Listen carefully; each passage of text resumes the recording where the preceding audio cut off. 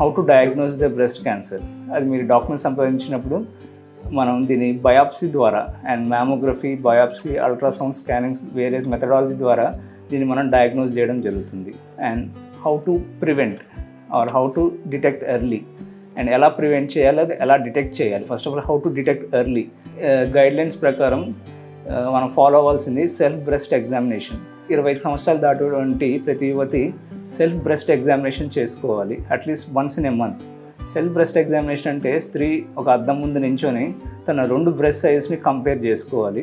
ఈక్వల్గా ఉందా లేదా, or anything equal nipples equal సైజులో ఉన్నాయా, ఎనీ ఇన్వర్షన్స్ ఏమైనా ఉన్నాయా, ఎనీ థిక్నింగ్ కానీ ఎనీ ఇందాక చెప్పినట్టు డింప్లింగ్ కానీ ఏమైనా ఉందని చెక్ చేసుకోవాలి. Self breast examination followed by clinical breast examination. అంటే ట్రైన్ డాక్టర్స్ లైక్ ఆంకాలజిస్ట్ దగ్గరకు వచ్చేసి every at least once in a year are at least once in 2 yearsలో ఒకసారి క్లినికల్ బ్రెస్ట్ ఎగ్జామినేషన్ చేయించుకోవాలి ట్రైన్ డాక్టర్ ద్వారా. And coming to the other screening modality mammography, which is highly acceptable and highly sensitive modality.